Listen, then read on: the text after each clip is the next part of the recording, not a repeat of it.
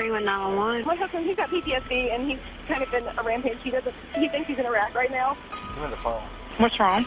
I'm about to take my life. Okay, do you have a weapon with you? Yes. What's going on, sir?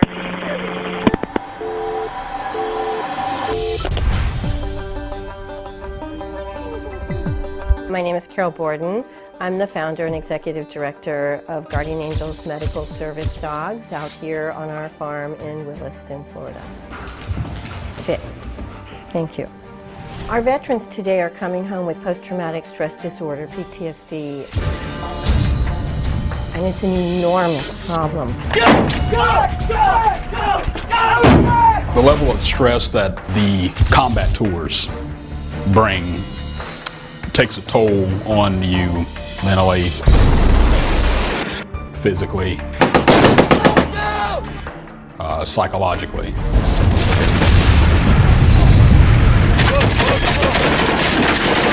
So it was hard to come home and adjust. They suffer from constant reoccurring night terrors, anxiety attacks, flashbacks, and so the suicide rate's unbelievable. Yay! Good job! I want to make it possible for these people to have the help that they need through our amazing dogs. We have a large number. We keep about 70 dogs at various levels of training at any given time. My sweet girl. We custom train each one of our dogs to mitigate any of the challenges that someone might be having. Bring me a bottle of water. I don't feel so good. Connecting to ADT Companion Services.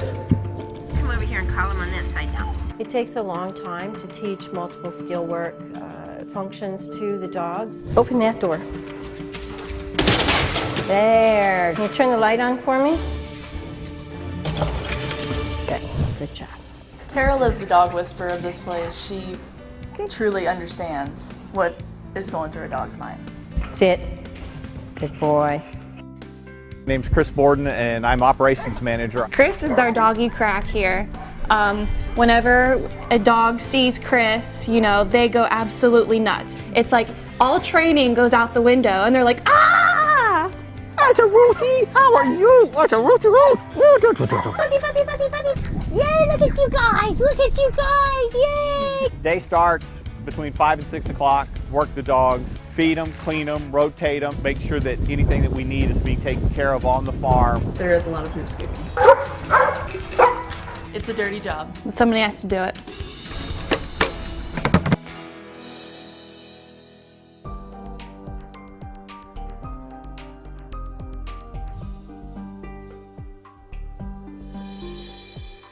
We donate every single one of these dogs to people that need one. My little poopy dogs.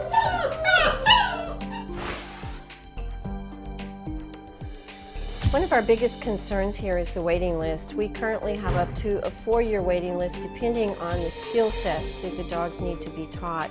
I have a great mobility dog that is ready to go, and I have 2 people that have been on the waiting list. Once a month, our recipient review committee gets together, and we all go over the applications that have been submitted.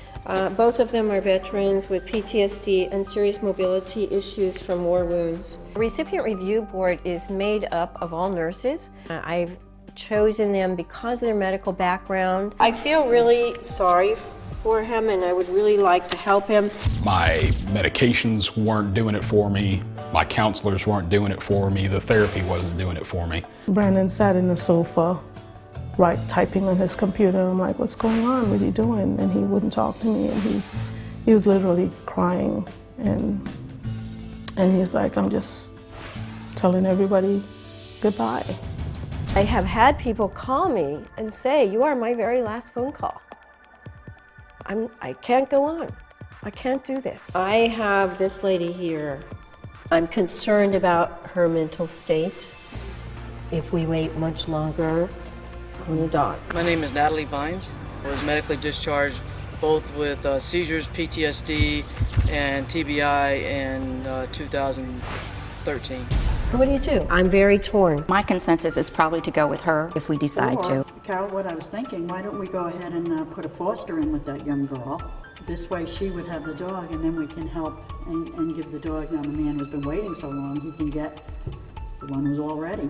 You know, at the end of the day, it's just really tough to be able to make this kind of decision, so I just ultimately have to, like, you know, leave that to you. Even though I am open to everyone's input, ultimately I make the final decision because I know my dogs. You know, a war hero like that is so commendable, so deserving. Let's see what we can come up with. And so we had to make some tough decisions during that meeting.